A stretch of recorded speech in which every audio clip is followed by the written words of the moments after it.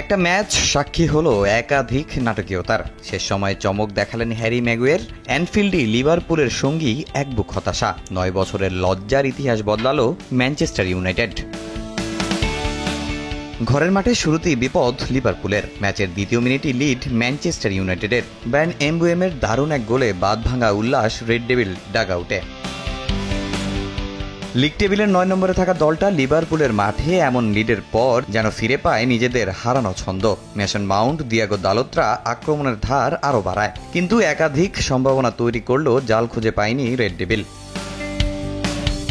এর আগে সব লিগ মিলিয়ে টানা 3 ম্যাচ হারা লিভারপুল অ্যানফিল্ডেই শুরুতে এমন গোল হজম করে মরিয়া হয়ে ওঠে গোল পরিশোধে, তৈরি করে একাধিক সুযোগ। কিন্তু গ্যাকপো, সালা, ইসাকরা পারেননি আর্নে স্লটের মুখে হাসি ফোটাতে। পিছিয়ে থেকেই শেষ করে প্রথমার্ধ।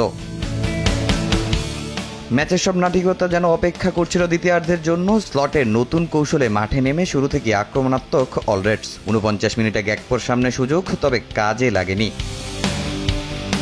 নিজেদের ভক্তদের আনন্দে ভাসাতে অপেক্ষা করতে হয় ম্যাচের 78 মিনিট পর্যন্ত। কোডি গ্যাকপোর দারুণ এক গোলে সমতায় ফেরে লিভারপুল। যদিও এই আনন্দ বেশিক্ষণ স্থায়ী হয়নি স্বাগতিকদের। 6 মিনিট বাদে আবারও ডোবে হতাশায়। হ্যারি ম্যাগুয়েরের হেডে 2-1 এগিয়ে যায় রুবিন আমরিম বাহিনী।